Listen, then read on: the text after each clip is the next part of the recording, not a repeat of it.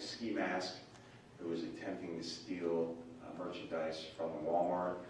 The man had declared martial law, appeared to be armed with a knife, and also made comments about a gun, and then left the store. Our deputy responded. He encountered the man on East Colonial Drive wearing a ski mask and pushing a shopping cart full of merchandise from Walmart. The deputy gave the man numerous commands to stop. The man did not comply with those commands, and our deputy was able to use his taser, which did not have any effect on the man. Shortly after that, our deputy can be heard saying, "Don't reach, don't reach, don't reach," 3 times, and then our deputy fires his service weapon at the suspect, striking him several times. Our deputies were able to handcuff the man, provide first aid. He was transported to the hospital with non-life-threatening injuries, and there were 2 knives located at the scene of the arrest.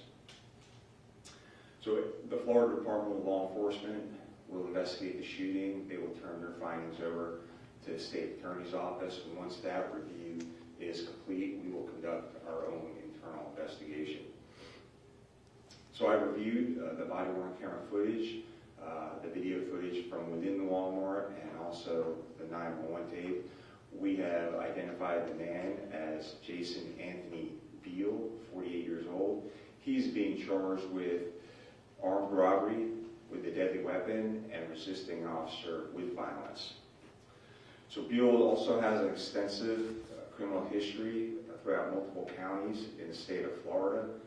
Most recently, he was arrested by the Orlando Police Department for aggravated battery with a deadly weapon in a stabbing in that jurisdiction. He was released from the jail after 33 days on his own recognizance.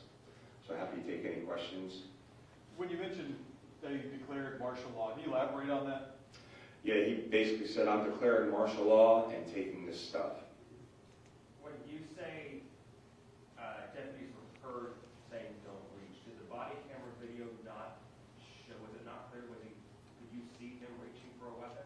So yeah, you can't see that in the body-worn camera footage, but clearly the deputy's saying "don't reach, don't reach, don't reach," and then fires his service weapon. Would you say everything that the deputy did was a part of protocol? Yeah, that's all part of the investigation, but when a deputy sheriff is pointing a firearm at you and saying, "Don't reach, don't reach, don't reach," you better comply with those commands.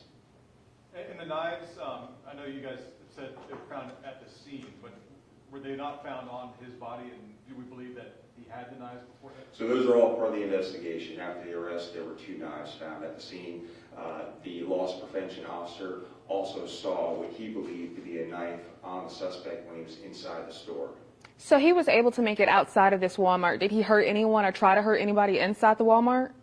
He did not try to hurt anyone inside the Walmart. The moment where the body camera when the deputy says "don't reach," was that during a struggle, or what was happening in that moment? So the deputy encounters the man pushing the shopping cart, and he gives him several commands to stop. The man keeps walking with the shopping cart and does not stop. It's at that point the deputy uses his taser on the suspect, which doesn't have the desired effect. Right after that, he's still probably, 10 or 15 feet away from the suspect. He says, "Don't reach, don't reach, don't reach," and then you can see the deputy fire his service weapon at the suspect. Is deputy involved veteran of the department? Do you know how long they worked for you? We'll get you all that. And is Mr. Beal, is he facing any charges right now, and is he in the jail or still in the hospital? Yeah, so he's still at the hospital. So the charges from last night are armed robbery with a deadly weapon and resisting an officer with violence. Last question. I know that you mentioned the taser did not have the desired effect. Was the desired effect to get him on the ground? Yeah, so anytime, we're using a tasers to get someone who is actively resisting us, as either walking away, not complying with the instructions of law enforcement. Did he live near there? I'm not sure where he lives. How many shots did the deputy fire? That's all part of the investigation, several times. What other counties did Mr. Beal have a history in? You said there was We could probably think there was Sarasota, Manatee. that area. Yeah. And you said he was released from jail after 33 days on his overcognizance. I'm sure court records will help elaborate on this, but do you have any detail to add about that? Was he not formally charged by prosecutor? That's correct. It's my understanding that the charges weren't filed, so after the 33-day period, he was released on his own recognizance. Will the deputy's name be released? Yeah, we'll always release the deputy's name. This sounds, in your opinion, is this a man that should have been on the street last night, given that history?